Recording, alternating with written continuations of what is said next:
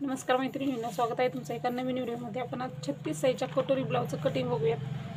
ही जी आकृती आहे ह्या पद्धतीने मी तुम्हाला 36 साईजच्या पूर्ण ब्लाऊजचं कटिंग दाखवणार आहे आणि आकृती ही त्याच जशी आकृती काढलेली आहे, जसं लिहिलेलं आहे, कुठल्या भागामध्ये किती इंच मिक्स करा, कुठल्या भागामध्ये कसं अंतर वाढवायचं, आकार कसे द्यायचे, हे पूर्ण ही आकृतीमध्ये दिलेलं आहे।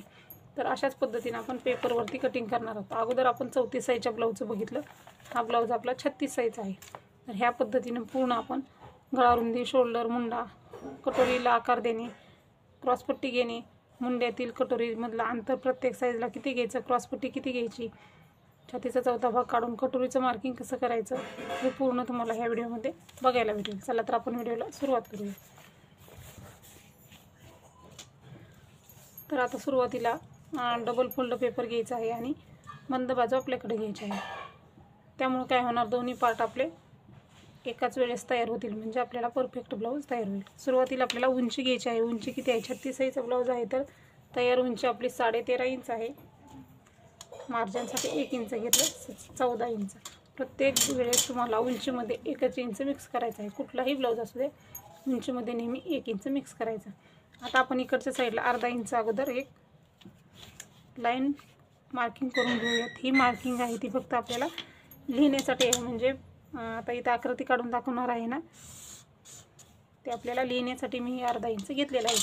हे अर्धा इंच पाठीमागच्या भागामध्ये बी घ्यायचं नाही, पुढच्या भागामध्ये कटिंग करताना हे दोन्ही आपण इथून कट करायचं आहे। हे आपल्याला फक्त लिहिण्यासाठी मी इथं घेतलेलं आहे। तर आता आपण ह्याच्या पुढं माप टाकायचं। हे माप आपल्याला फक्त लिहिण्यासाठी घेतलेलं आहे, पाठीमागच्या भागात नाही, समोरच्या भागात नाही। हा पॉईंट लक्षात ठेवा। ह्याच्या पुढं माप टाकूयात। आता गळारुंदी 36 साईजचा ब्लाऊज आहे तर गळारुंदी 2.5 इंच घ्यायची। शोल्डर आपल्याला 3 इंच घ्यायचं आहे।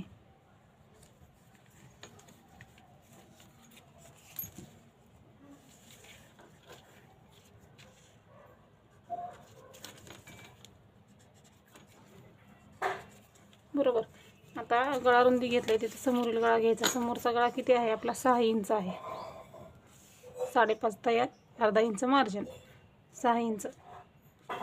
इथं हे 2.5 इंचाला मार्किंग करा, म्हणजे वरती खालती बरोबर येईल। आणि पट्टीचा वापर करायचा, म्हणजे काय होतं, ब्लाऊज आपला बिघडत नाही, बरोबर येतं। समोरच्या गळ्याला आकार देऊन घ्यायचा आहे।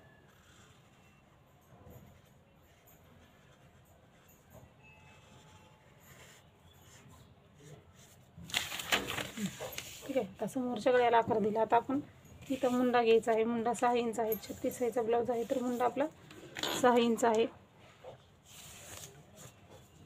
तयार मुंडा 5.5 आहे। अर्धा इंच मार्जिन, 6 इंच। इथं 3 इंच आहे तर मग इथंही आपण बरोबर 3 इंच घ्यायचं आहे।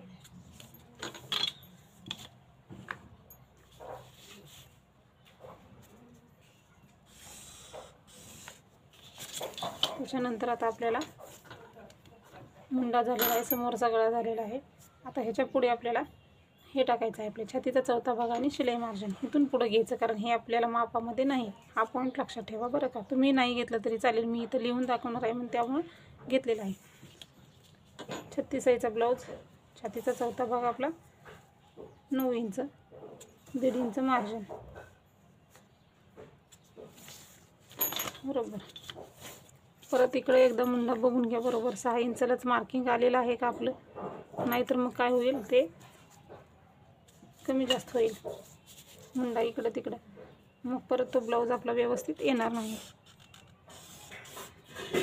बरोबर। खालीही आपण 9ला आणि 1.5ला मार्किंग करूयात, म्हणजे खालची वरची शिलाई मार्जिनची छातीच्या चौथ्या भागाची लाईन आहे ती सरळ येईल। ब्लाऊजमध्ये मार्जिन कमी जास्त होणार नाही किंवा मापही आपलं इकडं तिकडं होणार नाही, बरोबर येईल। आता बघा आपलं झालेलं आहे हे तयार। काय काय झालं आपलं, समोरील गळा, शोल्डर, मुंडा, छातीचा चौथा भाग आणि शिलाई मार्जिन, हे पॉईंट आपले झालेत। आता मुंडा घ्यायचा। प्रत्येक साईजचा ब्लाऊज असू द्या, मुंडा आपल्याला 1.5 इंच आणि 1 इंच असेच घ्यायचे। मुंडा आकार आपण देण्यासाठी आता हा जो 6 इंचाचा मुंडा आहे आपला, याचा मध्ये काढून घ्यायचा आहे 3 इंच. पेपर आपल्याकडे करा.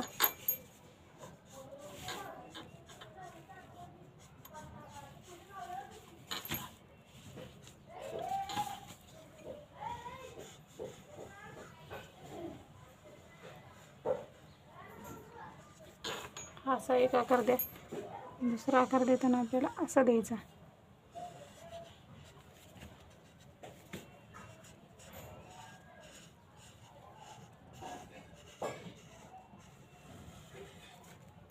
असे आपले मुंड्याचे आकार आले पाहिजे. मुंड्याचे आकार आले ना व्यवस्थित ब्लाऊज आपला व्यवस्थित येतो. व्यवस्थित मुंड्याचे आकार तयार झालेले आहेत. आता आपल्याला योगपट्टीचं माप टाकायचं म्हणजे क्रॉसपट्टी. तर क्रॉसपट्टी किती घ्यायची प्रत्येक ब्लाऊजला? तर 28 पासून 38 साईजपर्यंत आपल्याला क्रॉसपट्टी जी आहे ती 3 घ्यायची, इकडं 2.5 घ्यायची. आणि 40च्या पुढच्या ब्लाऊजसाठी 3.5 आणि 3ची घ्यायची आहे क्रॉसपट्टी. अगोदरच्या व्हिडिओमध्ये मी तुम्हाला सांगितलेलं, आताही सांगते. 28 पासून 38 पर्यंत हुकलूकच्या बाजूला 3 घ्या, फिटिंगच्या बाजूला 2.5 घ्या. 40च्या पुढे हुकलूकच्या बाजूला 3.5 घ्या, फिटिंगच्या बाजूला 3 घ्या. ही क्रॉसपट्टी प्रत्येक साईडला एकदम परफेक्ट आहे. आता 36 साईजचा ब्लाऊज आहे तर आपण इथं 3 इंच घ्यायचं आणि परत एकदा 2.5ला मार्किंग करायची. इकडे 2.5ला मार्किंग करायची. 2.5 इंचाचा बॉक्स तयार करायचा. आणि आता वरती आपलं 1/2 इंच माप आहे, हे 2.5 इंच. आता आपल्याला ह्याच्यावरती 3 इंचाला एक मार्किंग करायची 2.5 इंचाच्या ह्याच्यावरती. आणि परत आपल्याला हे आपल्याकडं करून घ्यायचं. एक कर्वमध्ये आकार देऊन घ्यायचा. इथून सुरू करून असं आपण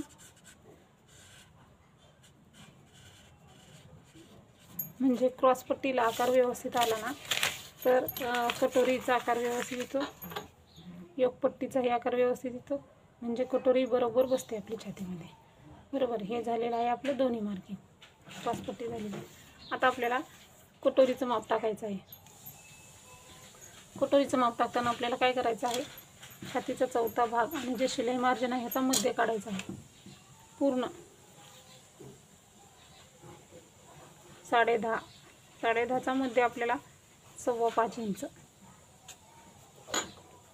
हे अंतर यामध्ये धरलेलं नाही, हे अंतर आपण हे केलेलं आहे. बरोबर.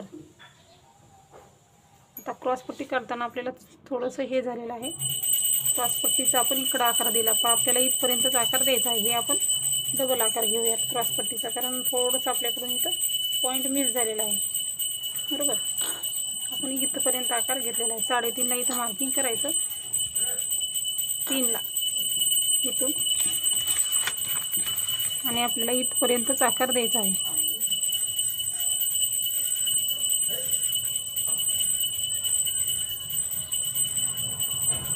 हे आपलं थोडंसं मिस झालेलं आहे का? बरोबर.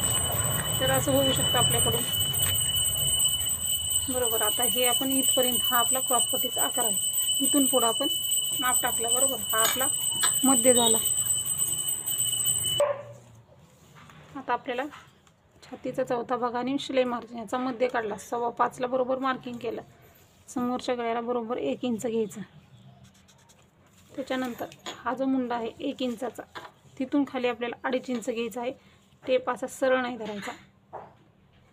हा असा क्रॉस बरोबर ह्या मध्यावरती हा कोण आहे आपला, हा इथं असं नाही धरता, थोडंसं इकडं करायचं. हे बघा, हे असं आहे, ते फक्त असं करायचं. हे असं, हे असं करायचं. म्हणजे काय होणार, कटोरीला आपल्या गोलाकार येतो. 2.5 इंचाला इथं मार्किंग करायचं.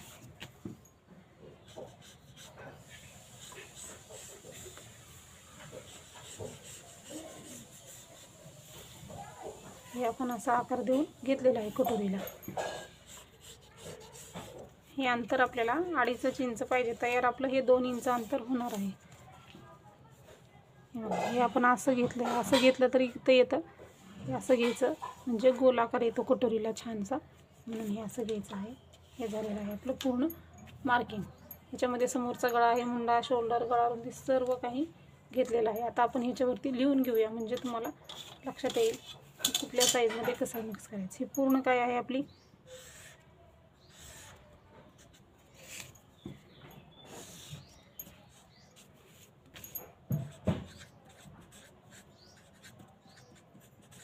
पूर्ण उंची आहे. किती आपली 13, 13.5 अधिक 1 इंच बरोबर 14.5 इंच उंची घेतलेली आहे आपण.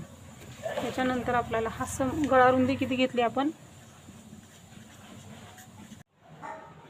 उंची लिहिला आपण गळा रुंदी लिहिलेला आहे. ही गळा रुंदी आहे आपली, समोरील गळा आहे आपला हा.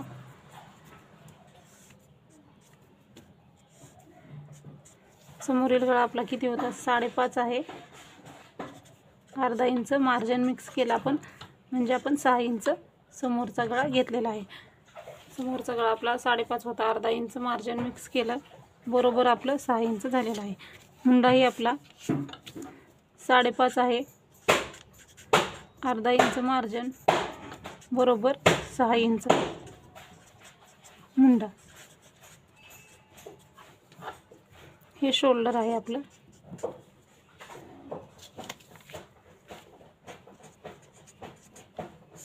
शोल्डर आपलं किती आहे 2.5 इंच आहे, अर्धा इंच मार्जिन बरोबर 3 इंच घेतलेला आहे शोल्डर पण आपण.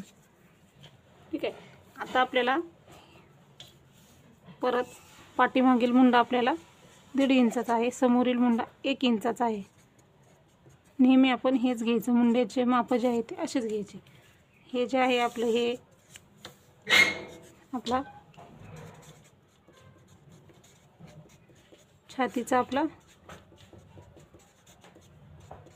चौथा भाग आहे. किती आहे 9 इंच. आणि हे 1.5 इंच जे आहे ते आपलं शिलाई मार्जिन आहे.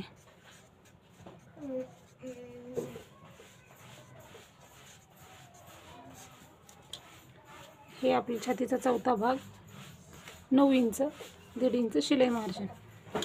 परत हे आपली क्रॉस पट्टी आहे.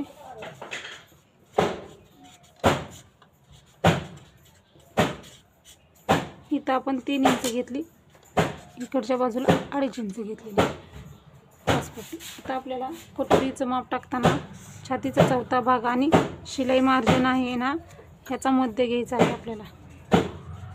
पूर्ण छातीचा चौथा भाग आणि शिलाई मार्जिन ह्याचा मध्य. मुंड्यापासून खाली आपण 2.5 इंच घेतलं, इथं 1 इंच घेतलं आणि हे राऊंड मार्किंग करून घेतलेलं. अशा पद्धतीने अशा पद्धतीने मी व्यवस्थित असं मार्किंग केलेलं आहे. कुठल्या भागामध्ये किती इंच मिक्स करायचं ते लिहिलं आहे. उंचीमध्ये 1 इंच मिक्स करायचं, समोरच्या गळ्यामध्ये अर्धा इंच, मुंड्यामध्ये अर्धा इंच, गळा रुंदी साईजनुसार घ्यायची. शोल्डरमध्ये पण अर्धा इंच मिक्स करायचं. 1.5 इंचाचा पाठीमागचा आकार, समोरचा 1 इंचाचा आकार, छातीचा चौथा भाग आणि शिलाई मार्जिन घेतलेला आहे. कटोरीला मार्किंग करताना छातीचा चौथा भाग आणि शिलाई मार्जिनचा मध्य काढायचा. 1 इंचच्या मुंड्यापासून 2.5 इंच घ्यायचं. समोरील गळ्याला 1 इंचाला मार्किंग करायचं. क्रॉस पट्टी आहे ती 3 आणि 2.5 घेतलेली आहे. अशा पद्धतीने हे झालेलं आहे. आता हे कट करू आपण.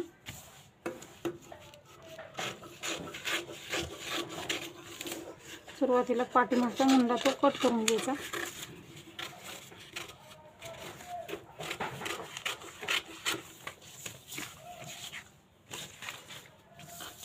आता आपल्याला हे घेतलेलं अंतर कट करून घेते मी अगोदर म्हणजे तुमच्या लक्षात येईल.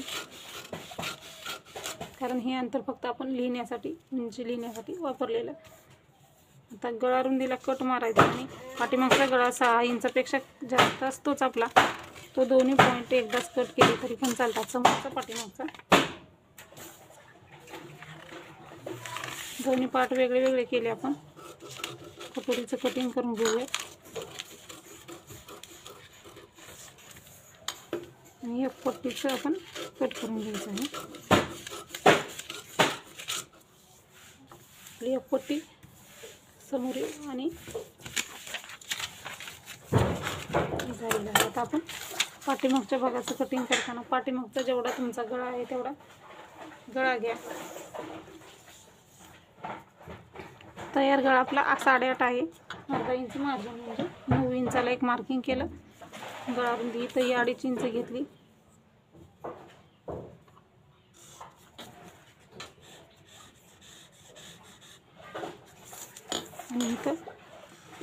हवा तो आकार देऊन घ्यायचा, चौकोनी किंवा गोल.